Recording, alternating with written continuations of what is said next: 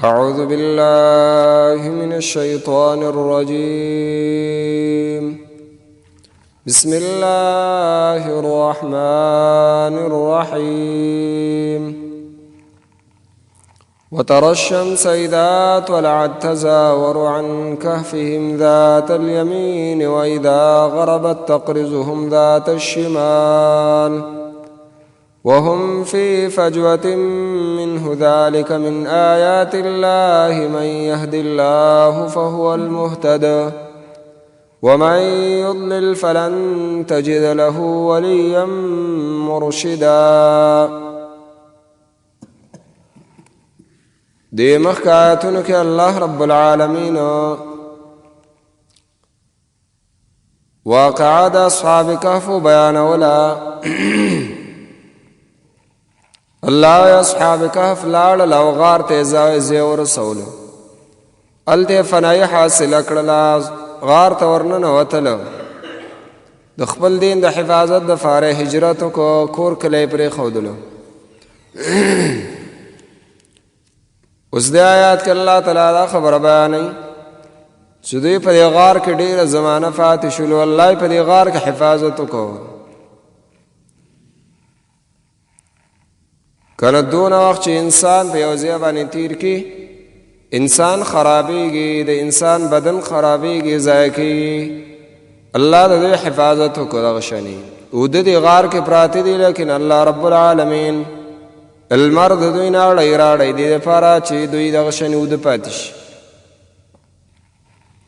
وترى الشمس الله وی وینې بات المر لره اذا طلعت تزاورو، کله چې راخیږي تزاورو ناوړي عن کهفهم د غار د دوی نه.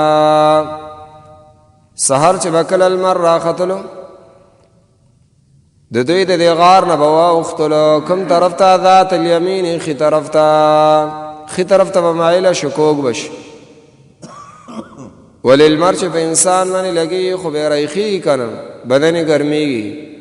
الله رب العالمین به د لمر په دوی باندې زایله که یو طرف ته به یې کوږ کو، دې دپاره چې د لمر د دوی دا بدنونه ډېر ونیسېږي، ګرم یې نه کړي. واذا غربت، او کله چې وپرېوتلو د لمر، تقرضهم ذات الشمال،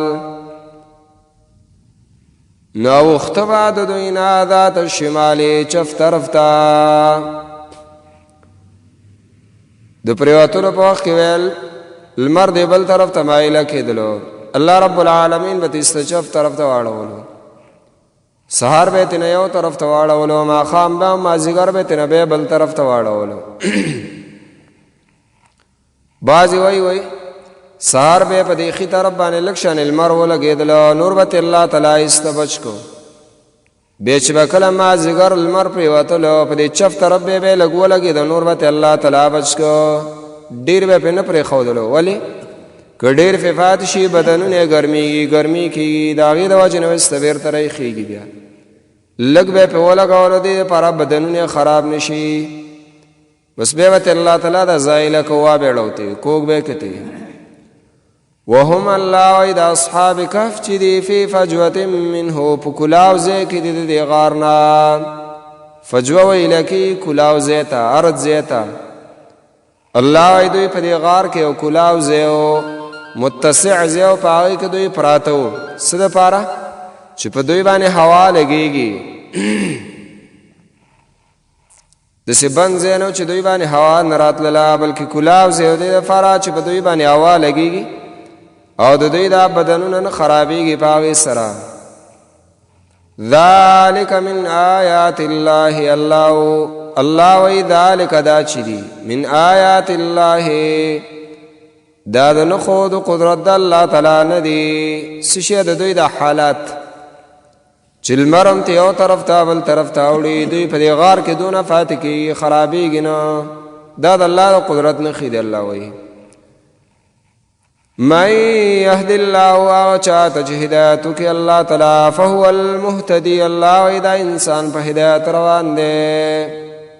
یعنې د الله نه سوا بل څوک هدایت والا نشته دی. بس دوی ته الله رب العالمین هدایت کړی دی، نو څوک داسې نشته چې دا اوس ګمراه کړي. بلکې دوی سیده په هدایت باندې روان دي، دوی کامیاب خلک دي. اگر که دنیا په لحاظ باندې او د خلکو په فکر باندې دا انسانان بالکل لاړل او تباه شولو. ولې؟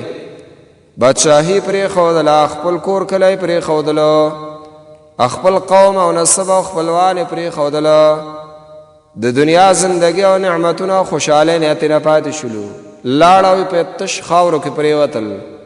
الله وایي دا د هدایت والا دي، بس دا اوس په هدایت روان دي، کامیاب دي دا خلک. ومن یضلل هغه چا لره چې ګمراه کړي فلن تجد له ولیا مرشدا، نو ته به موندنه کې د هغه دپاره ولیا څوک دوست، مرشدن هدایت کوونکی. دا نور عام خلک الله وایي ګمراه و، د هغوی دپاره څوک داسې نشته ګوره چې څوک ورته هدایت وکړي. دوی یوازې دي، ملنګان دي، په خاورو کې پراته دي، خوراک اسکاک دره کې نه لګي، کور نشته دی، خپله پردی نشته دی، قوم او نسب نشته، لیکن الله وایي دوی کامیاب، ځکه هدایت دی د دوی سره. نور حالت د دوی وتحسبهم او تبا ګمان کې په دوی باندې ایقاظا دی، خو وهم رقود او دوی وده دي. ستا په دوی باندې دا ګمان کي ګویا که دا ویښ دي بالکل، حقیقت دا دی الله تعالی وایي چې دوی وده دي بالکل. رقود الله تعالی وایي دوی وده دي.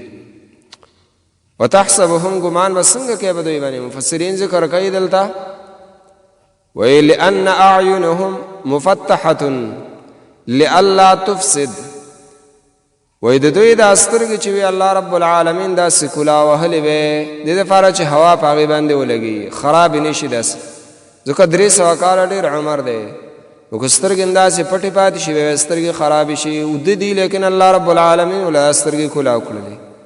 بعضې خلک یې اوده که نه سترګې داسې کلا وي، دوی هم داسې وو. الله وایي وهم رقود او دوی وده دي. ته به ګویا که دا ویښ دي، لیکن حقیقت دا دی چې نه دوی ویښ نه دي بلکې وده دي. ونقلبهم الله وایي اړو راړو مونږ دوی لره ذات الیمین ښي طرف ته و ذات الشمال او چف طرف ته. دا هم د دوی د بدنونو د حفاظت دپاره الله رب العالمین داسې ډډې په ډډې اړول. بعضې خلک یې ودوی که نه کله یو طرف باندې اوړي کله بل طرف باندې، دوی هم دغه شانې اوښتل راوښتل.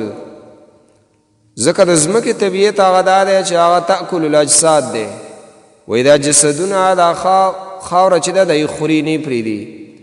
الا حرم علیهم اجساد الانبیاء، مگر الله رب العالمین په دې ځمکه باندې د انبیا علیهم الصلاة والسلام جسدونه حرام کړي دي. هغې ته څه نه وایي، هغه دغه شانې روغ پراته دي. څومره پیغمبران چې وفات شوي دي دا ټول په دې خپلو قبرونو کې هغسې روغ پراته دي.